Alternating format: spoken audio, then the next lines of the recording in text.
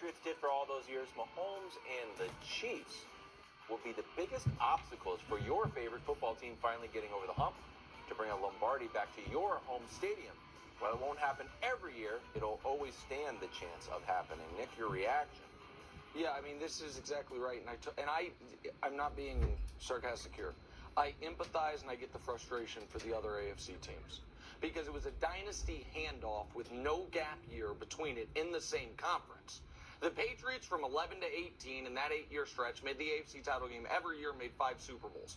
The Chiefs from 18 to now, because they played each other in that AFC title game, have made the AFC title game every year, and in the 5 years since have made 4 of the 5 Super Bowls. So which means from 2011 to 2013, the AFC Super Bowls have been 5 for Tom, 4 as appearances. 5 for Tom, 4 for Patrick, 2 for Peyton as a Bronco, and then Joe Flacco got a weird one, and Joe Burrow got a weird one.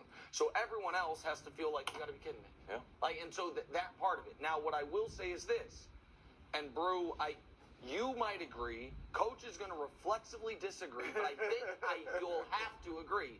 If the Chiefs win Sunday, they top the Patriots' best 5-year stretch. And it's the best 5-year stretch in NFL history. If we can show it to you, what it would be. This is if they win Sunday. It's essentially identical with, as close as you can get, but one more regular season win. They both will have been to the conference title game every year. They both will have lost Super Bowl. They both will have won 3. It's at least a tie, if you will, and nothing else comes close because the Cowboys in the 90s didn't get to a 4th. The Steelers in the 70s, they needed 6 years. So I'm talking about a 5-year stretch. So that's where we're at. The Chiefs started off at the apex of the Patriots dynasty. I agree with everything you said. However, the article was saying not just AFC teams not liking the Chiefs, but fans, like all of the NFL world outside of Kansas City, not liking them as the evil empire. And that's where I'll counter. I think they could actually be like the anti-Patriots. Because, just starting off with the quarterbacks, and obviously Brady's liked, but Mahomes has been more of a driving force in this dynasty than Brady was at the beginning. It was Brady and Belichick, because Brady, they turned it around with Brady, but he wasn't doing what Mahomes, he wasn't leading them like Mahomes has led the Chiefs. Secondly, there's no cheating scandal. Like, a lot of the reason people dislike the Patriots was because of the cheating scandal. I think a lot of people that was the case. Then added to it because even if you didn't want to care about the first, but that one, there was much a second later. One. Yeah, that's what. Yeah. So I think there was that.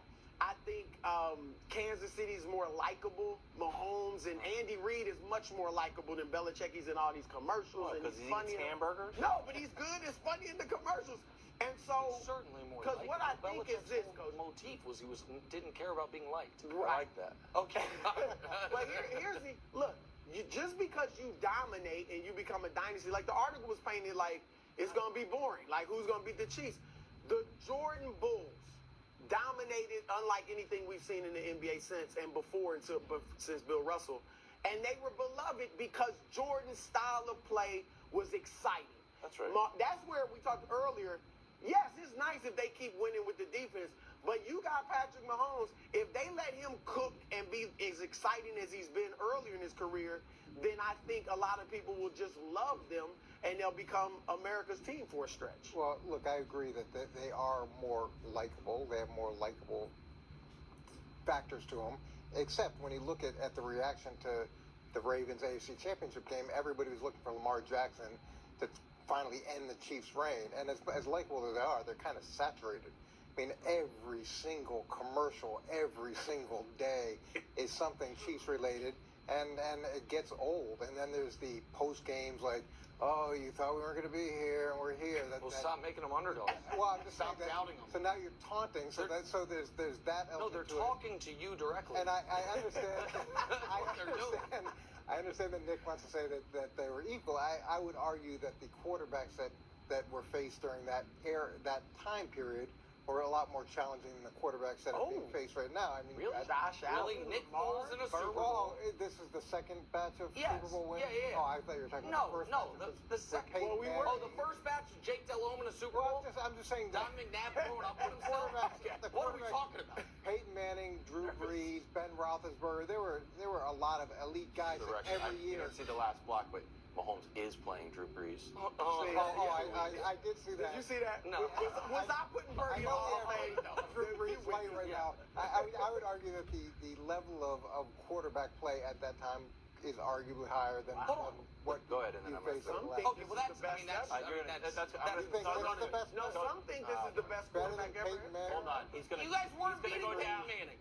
You guys lost. We were. That's not what I'm. Yes, and you missed the playoffs in the interim. We're I'm not just even talking those about first that. three Super Bowl Yeah, we're rings. not. Oh, you're talking about the second. You're not. You're Yes, talking about I the am second. because in the Got it, first three, you got it. guys missed the playoffs after the first one. Forget which batch of three. Yeah. Well, that's not as good. Okay, there's one. But yeah, that's I know we're sitting on two. We just like let's all right. It settle was down. under the hypothesis of them winning I don't Sunday. do Wild. hypotheticals. I'm going to call it. I'm a facts guy. I gotta be facts like too. that. I can't Be just facts. hear This waving side the of the table pop-pops. is facts, baby. Yeah. In any event, Yeah. Tom Brady. Let's hear what he had to say. He joined Colin this afternoon. Take a listen. I think Patrick, obviously, I think he's a tremendous player. He's a great leader. I think that's one part. Everyone would look at, a pass that's a no-look pass. I look at how do his teammates care about him? Do they respond to him? And that happens week in and week out with him. So that's why I think they're always the team to beat. Yeah, I mean, I think that's right. But I think that this year's team in particular, none of it can happen without Patrick. And because the receiving core was in such disarray, certainly early in the year, I think if you just put a good quarterback on the Chiefs, the offense grinds to a halt. I think it took a great player. Absolutely. With all that said, the reason this Chiefs team was able to survive the growing pains is what they were able to do defensively, which is what makes it so unique. So Brady, throughout his run, 9 times had a top 5 scoring defense. This is Mahomes' first one. And here's another place I want your take on it, Coach, where I see a similarity between the Chiefs and the Patriots dynasty. The Patriots had a defensive-minded head coach who got to go mind meld with a great offensive coordinator who he didn't really have to worry about losing for a long stretch of time, because after Josh flamed out with the Broncos, it was going to be a decade till he got another head coaching opportunity. So he didn't, while everyone else was dealing with brain drain and things like that, and while he had to lose you guys, defensive coordinators, a lot, because he's defensive side of the ball, when you leave, he can pick up some of the slack there until the next guy's kind of ready for it. Andy gets Steve Spagnuolo a year into Mahomes as the starter. Spagnuolo did not work out as a head coach. No one talks about interviewing for jobs. None of it. So Andy, while he can lose Bieniemy and pick up some of the slack over the course of the year, he has Steve Spagnuolo there to basically the whole time to be able to run that and not have to worry about losing it, which I think is a huge element to this year's team, and it's similar to what the Patriots had with Josh. Yeah, we definitely having the continuity with Andy and the long relationship with Spagnuolo. A lot of people wouldn't have stayed with Spagnuolo the way that Andy did, and now he's viewed differently than he was during the early days of the Chiefs, right? But it still comes back to the fact that with Patrick, he is such a force multiplier. He's gone through the first contract. He's paid all that money. They've had to not spend as much money on offensive players, and now there's growing pains, but he's still finding a way to make it work. And everybody on that sideline knows that as long as we're in the game, as you know, and late, Patrick's probably going to pull it out. Mm-hmm. And that confidence, that extreme confidence, it's huge. It's huge. You want to go, Brew? I had a question. No, go ahead. Do you think there's a element of, when you were with Tom, that there's a what we call the Tiger effect, where you always hear guys at the Masters or whatever would hear a big roar, and even though they're like Tiger was, holes ahead of them or holes behind them, they would have to start changing their game because they knew Tiger was coming. Do you think when guys see Mahomes on the sideline, we're going to change the way we play? Yeah, you have to be worried about how many points he could potentially put up at any point. And so typically, and this year's been a little bit different, but you'll take chances that you wouldn't normally take because he can be so explosive at any point. And you think, okay, maybe we've got to go for it on fourth down. Maybe we've got to take fake punts or